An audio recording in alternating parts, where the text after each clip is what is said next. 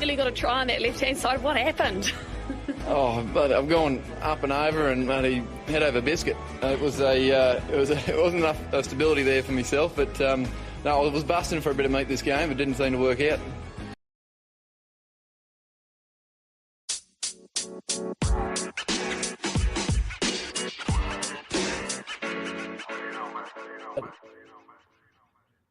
Okay, the second part of the music didn't come through, but that is okay. Hello, cheers, and welcome to the Scrum of the Earth podcast, the weekly show for news, reviews, great interviews, and so much more, all about the world of rugby. My name, of course, is David Lawrence. I'm an American rugby fan who follows the game wherever I can find it all over the globe. Well, if you'd like to get in touch, well, I'm easy enough to find on all your socials, and you can always just drop an email to the scrumoftheearth@gmail.com. Well, it was back to business as usual this weekend with the added bonus of the first fixtures of the Pacific Nations Cup, an admittedly nonsensical but somehow super compelling tournament that is, let's say, far-flung, to put it mildly. So with all of that out of the way, why don't we get this thing started? So, starting as always with our current updates, as you may have noticed, this is something new this week. We, of course, are trying a video live stream. Gotta say, been messing around with a few different formats and methods for getting the pod out in a visual format. I have been failing for quite a while. So my buddy Phil from the Jack Springer Show, he's been using this platform, I'm pretty sure, StreamYard, since the beginning. I kind of feel like an idiot for not following his lead. It's, super intuitive. It's really cool. And for now, at least, it's free.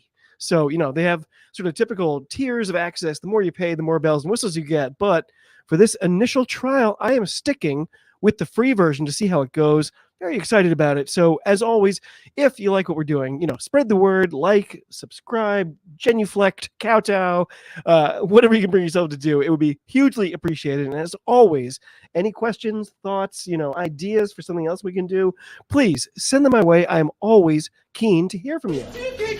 It's too good. People have to know. No, Isaac, it isn't good news this week, at least not if you're an All Blacks fan, as they've been dealt some bad news prior to the next leg of the boringly named Rugby Championship. Quoting here from Rugby Pass, quote, "The All Blacks suffered another blow ahead of their two matches against the Springboks in South Africa. On Friday, the team revealed that prop Ethan de Groot will play no part in those tests. The 26-year-old is currently battling a neck injury. He will continue his rehabilitation in New Zealand. Crusaders prop George Bauer will join the squad as injury cover. Earlier this week, calf injuries prevented lock Patrick Tupolatu and outside back Stephen Perafeta from traveling with the All Black squad to South Africa. Meanwhile, on Thursday, All Black head coach Scott Robertson revealed that assistant coach Leon McDonald has left his staff on the eve of their trip to South Africa due to a clash of coaching styles, they called it. New Zealand, of course, will face the Springboks at Ellis Park next week on August 31st before they meet again in Cape Town on September 7th. Well, there's been some shakeup, some turmoil in the Kiwi squad lately, but I'm personally, I'm not convinced this is going to have a huge impact on the results of these two tests. I've already got the Bucks kind of penciled in for a double, and don't get me wrong, big fan of de Groot, but I just find it hard to believe that his presence personally sort of would have made all that much of a difference when they run through the Rainbow Nation gauntlet. And while I'm not happy about it, I am hopeful that this is just kind of a blip on the radar, and that's going to do it for news. But moving on to our thoughts of this week. This week got a little complaining to do. As I've been talking about the last couple of weeks, there are some great fixtures this year, particularly involving the defense of the recently refurbished Ranfurly Shield in the NPC this weekend. Guess what? Blow Rugby somehow lost track of the Hawke's Bay Magpies match on Saturday. It was listed the day before, but the internet tells me the game was played, but it just disappeared from the schedule, never reappeared. So once again, big thanks to you, Blow Rugby. Regular listeners will, of course, know I've spent quite a bit of time over the last 3+ years complaining about Flow Rugby as a streaming service, but to be fair, it's only because it sucks. So it's weird, though. So the fact is, Flow Rugby carries a lot of content that I absolutely can't get anywhere else. So, and by the way, if I worked for them, I think my response to me complaining would probably be, "Oh, we're really sorry that one match wasn't available. I hope you found some sort of enjoyment in the other 99 matches we carried this weekend." But plus, the other wrinkle here is I hear that their contract with most or all of these competitions is running out. I'm scared to death what that might mean. I am told, like, oh, no, that's good. It's a move towards making more rugby free to air, but I have my doubts. We shall see what we shall see, I suppose. Blow Rugby, you are terrible, but please don't take away my rugby. Really need it. So anyway, that brings us to our reviews for the weekend. It was a relatively calm weekend, so we're going to stick with last week's format and start off with the NPC, where our first offering, I'm told, was Hawke's Bay versus Northland. The Magpies were looking for their 5th straight defense of the Ranfurly Shield. I learned after the fact that the defense was successful to the tune of 55-30. The Magpies won't have to sweat until September 7th when they're back at home for Tasman. Counties Monaco versus Tasman. Speaking of which, I was reminded what a dangerous team the Mako can be, with players like Tabataba Nawai out on the wing, Willie Havili running the show at 10. And, but it was a low-scoring one. It was only 3-10 going into the break.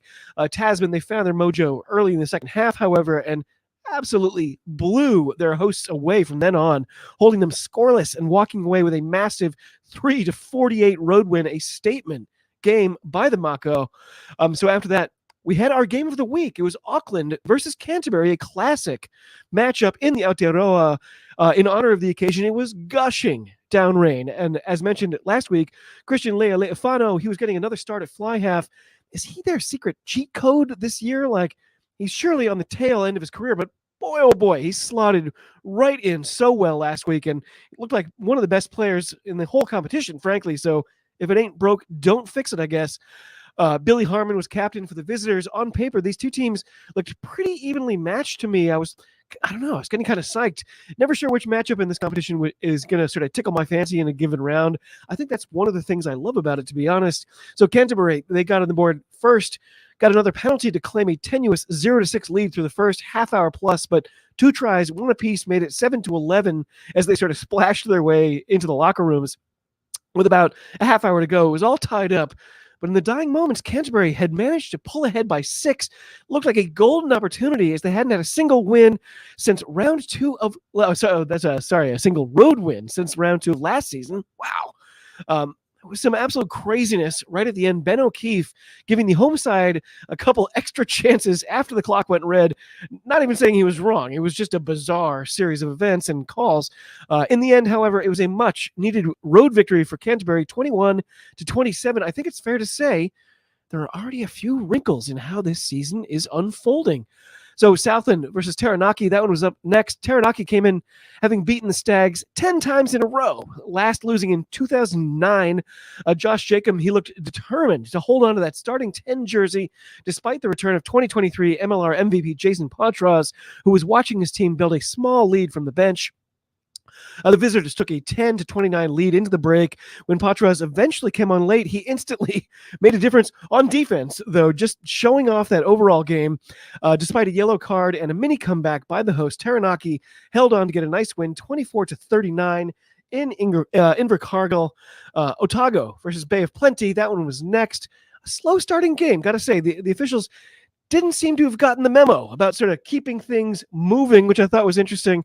But, it was sort of a bang-bang back-and-forth start to the second half. The visitors really started to bear down.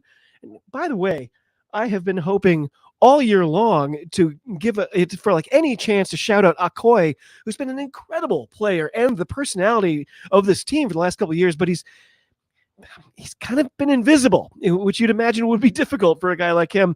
It's weird. Maybe he's just having an off year. I don't know. But if any listeners have the inside scoop on Akoi, just let me know. The home crowd really got going as the... got confused by some of the comments. We're getting some people chiming in here. Eagles Overseas is jumping in. We got Bill. We got Phil. So if your name also rhymes with the syllable ill, go ahead and jump in. Anyway, despite being down 9 after a brilliant play by Umanga Jensen, a yellow card for Jacob Norris had the place bumping entering the final quarter of play. Incredibly, with just 2 points between them, Bay of Plenty, or as I like to call them, boop, they had more than double their hosts' meters gained, a whopping, get this, 511 to 215 difference. But it felt like they were on the verge of letting this one slip away. Sure enough, Otago got the try they needed. The roar from the crowd told you what it meant. A big comeback win at home, 31-26. Really, really nice game. After that, we had Wellington versus Manawatu. Mike Rogers had already moved Reese McDonald from 15 to 10, with other Free Jacks like Slade McDowell and Taniela Filimone dotting the starting lineup, but things have been difficult for them for a good stretch now. And I just wondered, maybe this is the week they turned it around. Wellington scored first and second. The Turboys, though, eventually they got on the board. I have to say, Reese McDonald, man, he's all over the place. The comms couldn't stop mentioning him simply because he was making every pass, every tackle, every kick. He's just a menace. Really good to see his stock continuing to rise. It was 17-all at halftime. Late in the game, the visitors had a slim lead, but Wellington just wrested control back using that well-worn experience. Tough turn of events for the guests. Quote, "They'll feel they've gotten out of jail a bit, Wellington," unquote, said the comms, and they would remain unbeaten in this comp this year, 39-31 in a what might have been loss for Manawatu. Finally, North Harbor versus Waikato would close out the weekend in the National Provincial Championship, though we do have a Storm Week fixture to mention later on. In this one, Tane Edmed, he was starting for the home team once again. Still, surprised he's not in that Wallabies squad right now, but, strange are the ways of Aussie rugby, I suppose. I mentioned it half kidding recently, but the run of disappointment for Waikato ever since they won a title with Bodine Waka, it continued this weekend as they lost again on the road 43-29. Then, of course, over in the FPC, we had the Hawke's Bay Tui versus the Northland women, the other half of that doubleheader, the disappearing doubleheader. So I've been told that this match took place. Once again, no actual broadcast or replay, nothing. Really, really good work by Blow Rugby, but it did happen theoretically. I understand that if it did, the score would have favored the home team in much the same way it theoretically did for the men, 43-20. Okay. Complaining done, by the way. Canterbury women, they had an inverse fixture to that of their NPC counterparts, hosting rather than visiting Auckland. This was clearly our game of the week. Rather than trying to do it myself, I'll just quote the comms from the opening where they said, quote, "A year ago, the Auckland Storm arrived in Christchurch and wrestled the Farrah Palmer Cup trophy out of Canterbury's hands, and now they return to Rugby Park with their eyes on another prize, the J.J. Stewart Memorial Trophy, which has been in Canterbury's cabinet since 2017, unquote. Side note, Canterbury's cabinet sounds like a band you might see at like an outdoor festival somewhere in the English Midlands, right? Either way, it was a gorgeous, clear, but very windy day.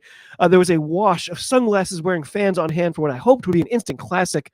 Canterbury, of course, they were missing a whopping 10 players due to call-ups for the Black Fern squad, who will be taking on England at the Aviva in London on September 14th.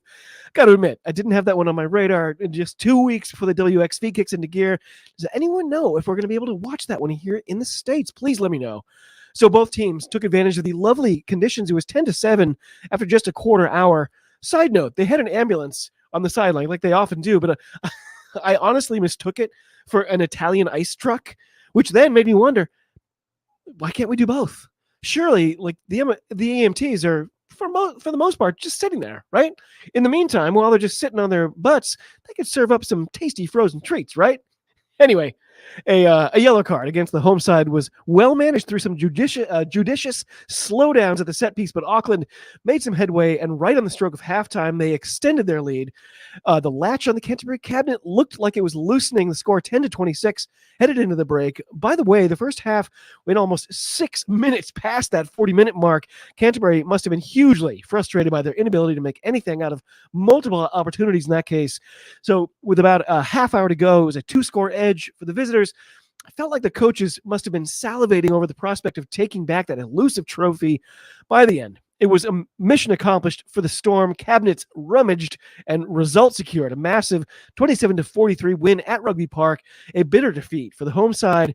And how can you not love all the thrills even early in the year? Like FPC, you need wider recognition. People should be watching this comp. It's a phenomenal competition. Anyone listening, please help spread the word. It's really good.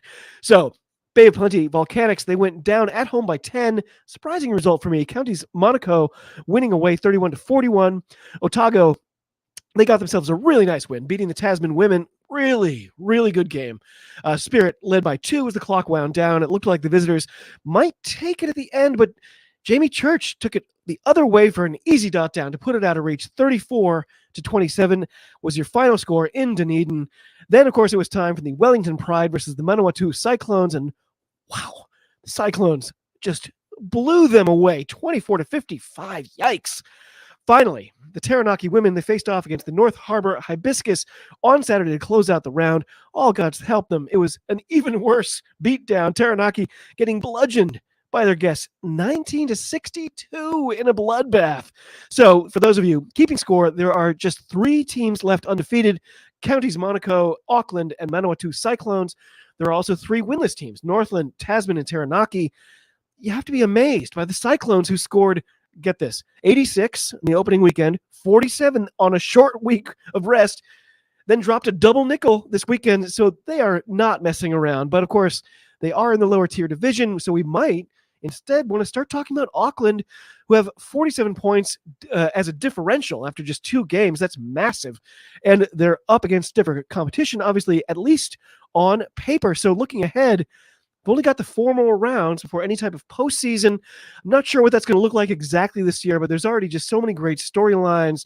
There have been remarkable highlights. Like, this comp really deserves more competition attention than it's getting right now. So get on board. You're going to love it. Anyway, switching continents over to South Africa for round 8 of the Currie Cup. I had to try to back the team I chose for this week's Game of the Week. The league-leading Blue Bulls were hosting my Griquas. The Griquas, they leapt out to a fast start, getting 2 converted tries in the first quarter hour, but I was anticipating a firm response from the home team. Side note, I've talked a lot about how weird it is to see these vast stadiums with only a small crowd on hand, and how in a place like this, there very well might be 5,000 or 6,000 people there, but it looks completely empty. However, for some reason, this was just, I just think random stuff. This was the first time I thought about how weird it would be to be there in person. Like, you see these spots in the stands where there's 2 people sitting next to each other, and then nobody else is within 50 yards, and that's not even exaggerating. Like, it must be really hard to sort of get up and cheer when you're alone on an island like that. And of course, that adds to the sort of morose feel of some of these matches, but what are you gonna do? Anyway, right on cue, it was Jaco van der Walt, the competition's leading point scorer, coming into the match, getting a sweet little try in the left corner, the beneficiary of some lovely back and forth, and never even meaning to score it himself. Suddenly, the Bulls were right back in it, tying it up just moments later, as the Griquas floundered against the stifling Bulls defense just a meter or 2 away from the try line. The comm said, quote, "For the Griquas, Tryland is like an illusion," unquote, which, I don't know, it seemed ominous and hysterically funny at the same time. It was 26-19 after they broke the spell before heading into the lockers. It was just a grind down. The home side just slowly strangling the opposition attack, adding some timely scores of their own. The Griquas, despite a promising opening, they never really had a shot. The Bulls are not messing around this year. They showed why they're firmly planted at the top of the table, taking down their guests with relative ease, 47-24 by the double whistle. Generically named Western Province, they were home for the Sharks. The enigmatic Sharks looked pretty good on the road, winning 23-31. The frustrated and possibly kind of flummoxed on the table Cheetahs, they hosted a kitty clash versus the Lions. Lost again, though. This time a tough one at home, 21-38. Wow. Rounding out the round on Sunday, the sad Griffins, they were hoping for an upset versus the Pumas. I happened to peek at the score at halftime, and I have to say, the Griffins, they were actually close. It was 12-14 when I checked in, unfortunately. Took the visitors less than 2 minutes to add another score in the dusty heat. They may have gotten away with a forward pass to score again soon after that, though. Side note, they kept calling the Pumas the Airlink Pumas, but I kept hearing ailing Pumas, and I was like, what? They look fine. What's the matter? Anyway, the Griquas would end up with a try bonus point, but with another loss as well, the Pumas piling on to make it 26-45 by the end. It was telling that the Pumas had just 2 more entries into the opposing 22 than the home team, yet got 19 more points out of it, something that is just not working right for the Griffins this year. Like, I don't know. Things are not clicking. So after this, there's just 2 more rounds of action in the Currie Cup 2024. And after that, the top 4 teams will compete in a semifinal round before a victor is declared the following weekend on September 21st. If that postseason began today, your semifinalists would be the Bulls and the Lions, of course, each of whom are guaranteed a home fixture. They'd be playing the Benjamin Button Sharks and the whoopsie-daisy Cheetahs. But the Pumas, I think, they have an outside shot at sneaking in, and generically named Western Province, they're still mathematically a possibility, but I think we can all accept it's not happening. Anyway, my hope is that the Griffins get at least 1 win this year, but if they don't, I have an idea. Maybe we should start to think about like an international tournament featuring, them, I don't know, Newcastle Falcons. Like, who else would be bad enough to compete at that level? Anyway, as alluded to earlier, it was also the start of the 2024 Pacific Nations Cup. Got underway this weekend with Fiji versus Samoa and Canada versus Japan on Friday and Sunday, respectively. I mean, come on, who doesn't love more rugby, right? Fiji, they were back in Suva to welcome their guests, who clearly had lots of fans on hand as well. It was as close as you could want for a while there, both sides utilizing what you might call, or what I would call, an interesting kicking game. It was a tasty 12-13 after a half hour, but so a yellow card against the hosts looked like it might have given some momentum to Manu Samoa, but they weren't able to capitalize. They took a 1-point lead into the lockers after exchanging penalty kicks.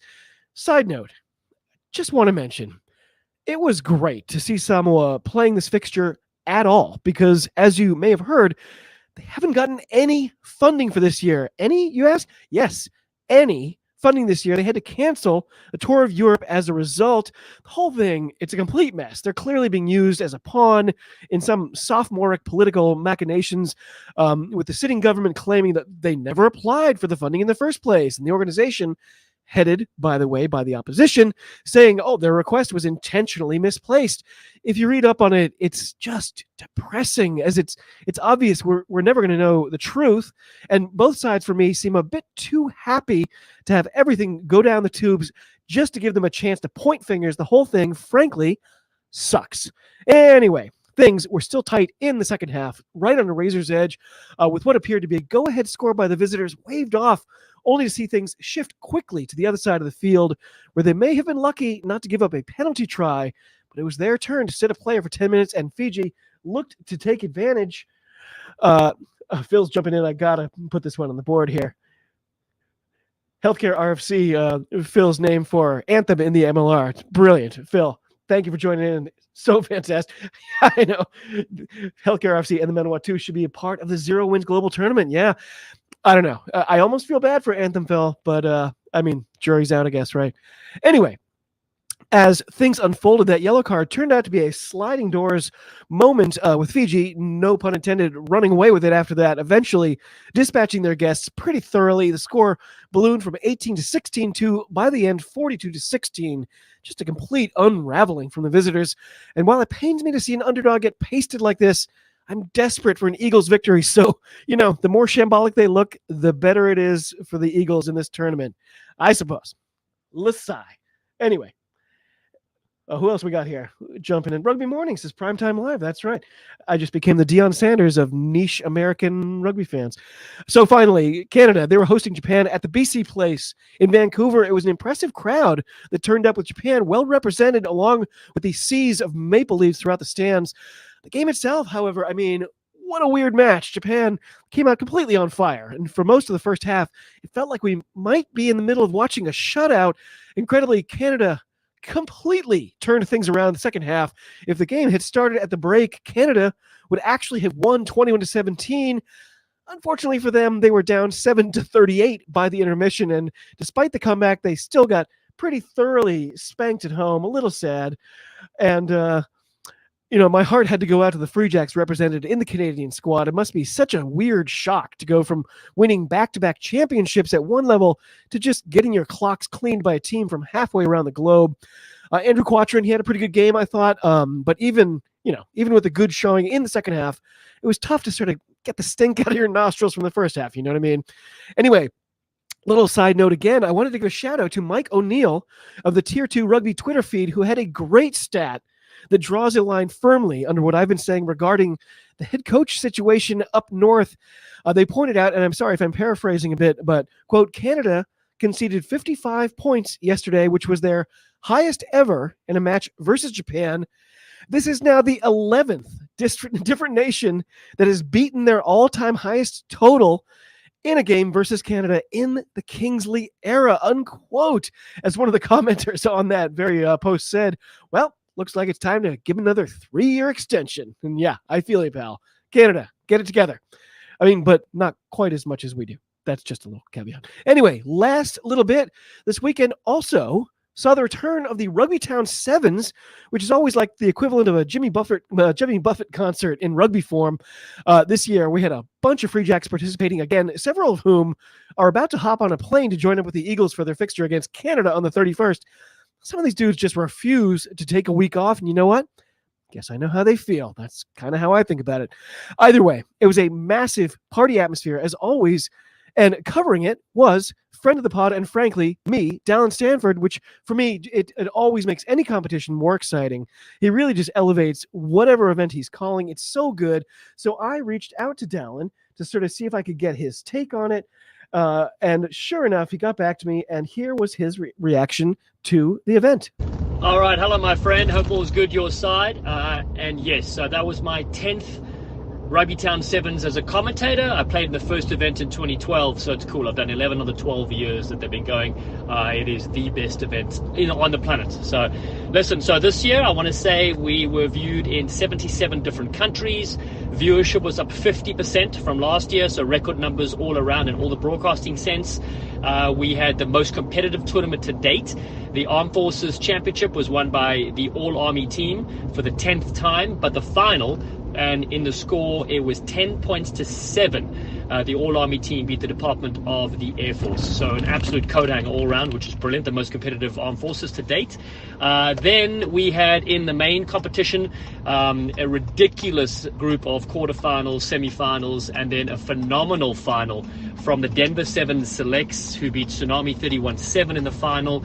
Their first title in 8 years. They won back-to-back in 2015 and 2016 when they had Olympians Kayvon Williams, Ben Pinkelman, and Martin Yosefo in that team. Cody Melfi was a part of the Denver side for many years. He returns and was player of the final for the Denver Sevens Selects this year to win it. I selected the Dream Team alongside it with a couple other commentators, and there were phenomenal players in there. I can send you that list as well. Otherwise, all in all, it was super. Great to see the Rambling Jesters there, of course, with a few New England Free Jacks, including Wayne van der Bank and Paula Balakana. They finished third. That's how competitive it is. The Rambling Jesters, who have won twice before, 2019 and 2022, just fell out in the semi-finals. USA Under-23s and NAV 7s, who were last year's finalists, they played for 5th and 6th position. So that's how tight the competition was. As tight as a facelift, as tight as a boxer's glove, as tight as a middle seat on the aeroplane. Hope you are, my friend. Cheers to you, Star, for any mentions you do on that tournament. Love it. Oh, Dallin, you're the best. Of course. By that music. You'll know it's time for this week's Diamond in the Ruck Award. This week, the award goes to Kitioni Salawa. Mr. Salawa, we don't often see flankers scoring hat tricks, but you treated us to that very thing on Saturday night in Suva. It looked like you could have gotten 3 more had that match continued. Your defense was equally punishing as you made the difference for your team all night and on both sides of the ball. With your example out on the field, the Drua must be salivating for what you can do next season in Super Rugby Pacific. In the meantime, you shored up the win in Fiji's opening bid to defend their Pacific Nations Cup title. So, Kitioni Salawa, congratulations to you, for you are this week's Diamond in the Ruck. Well done, sir.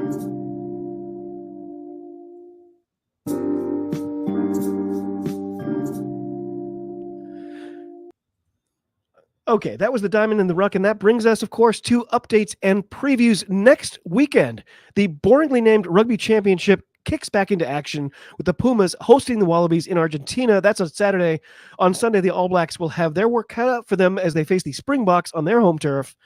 Down in New Zealand, the NPC and the FPC keep on keeping on, with the NPC again providing a so-called Storm Week fixture on Wednesday. That's tomorrow morning where I am, actually, and it represents the end to this prior round, technically. So that's Hawke's Bay visiting Canterbury.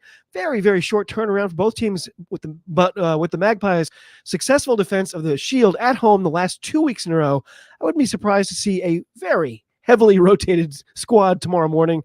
So on Friday, it's a compass clash. Northland will be hosting Southland. Then on Saturday, it's North Harbour versus Counties Monaco, Taranaki versus Otago, Waikato versus Auckland, Tasman versus Bay of Plenty, or boop. On Sunday, we've got Canterbury versus Wellington and Manawatu versus Hawke's Bay. Ooh, that is a lot of games in 2 weeks for Hawke's Bay. So round 4 will wrap up with another Storm Week fixture of Waikato versus Northland. Over in the FPC, we've got Taranaki women versus Otago Spirit, Hawke's Bay Tui versus the Bay of Plenty Volcanics, Waikato women versus Auckland Storm, the Tasman women versus the Manawatu Cyclones, Wellington Pride versus North Harbour Hibiscus, and finally, Counties Monaco Heat versus Northern women to close out the round. Of course, it's also the penultimate round of the Currie Cup, which means my Griquas will be home for the unpredictable Cheetahs. There will be a tabletop clash between the Bulls and the Lions. What's going on with the Sharks? Sharks will be against the 2 more chances to go Griffins. And then finally, to finish off the weekend in the round, the generically named Western Province will be at home to face the Pumas. Good times.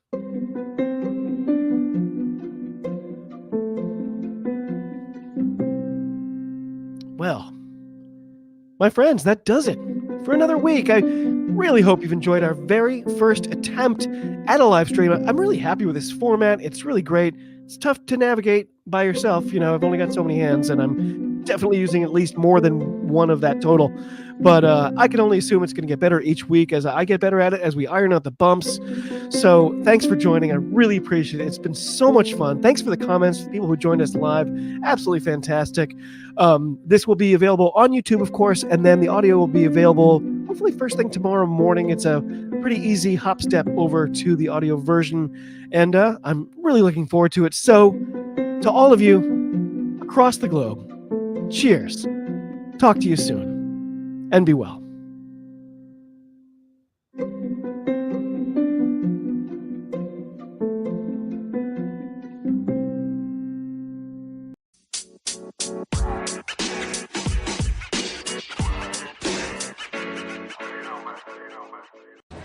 It gives me great pleasure to be here today. No, it doesn't.